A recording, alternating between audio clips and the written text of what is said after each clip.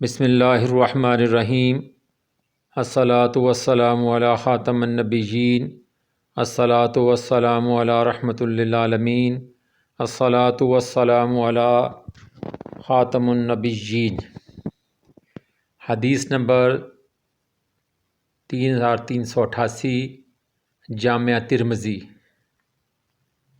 حضرت عثمان بن عفان رضی اللہ تعالیٰ عنہ کہتے ہیں کہ رسول اللہ صلی اللہ علیہ وآلہ وسلم نے فرمایا، ایسا کوئی شخص نہیں ہے جو ہر روز صبح و شام کو بسم اللہ الذی لا یضر مع اسمہ شیء فی الارض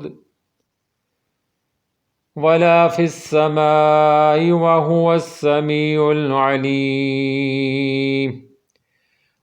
بسم اللہ الذی لا یضر مع اسمہ شیء فی الارض ولا فی السماء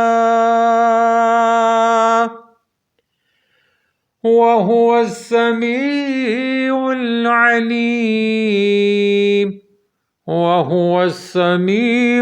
العلیم۔ ایسا کوئی شخص نہیں جو ہر روز صبح و شام کو یہ دعا، جو میں اس اللہ کے نام کے ذریعہ سے پناہ مانگتا ہوں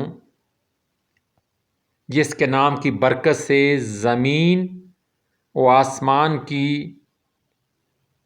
کوئی چیز نقصان نہیں پہنچا سکتی، اور وہ سننے والا جاننے والا ہے۔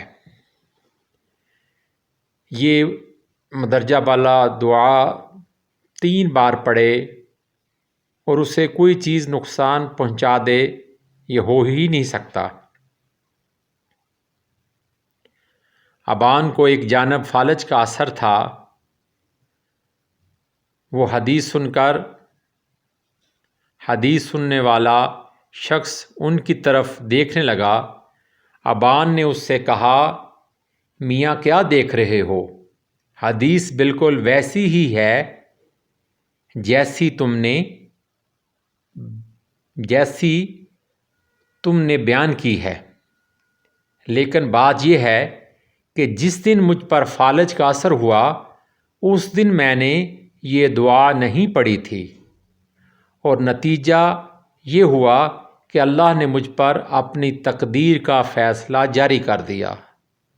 سبحان اللہ و بحمدہ، سبحان اللہ العظیم۔ تو اس لیے جب میرے آقا کریم صلی اللہ علیہ وآلہ وسلم نے فرمایا کہ جو بھی شخص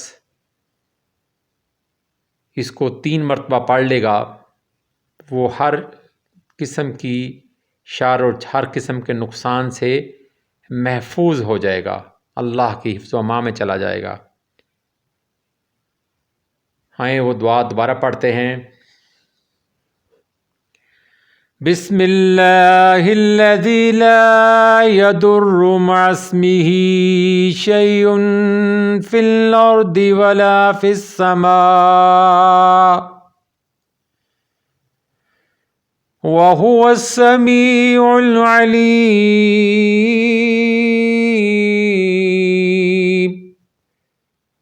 بسم اللہ الذی لا یضر مع اسمہ شیء فی الارض ولا فی السماء وہو السمیع العلیم۔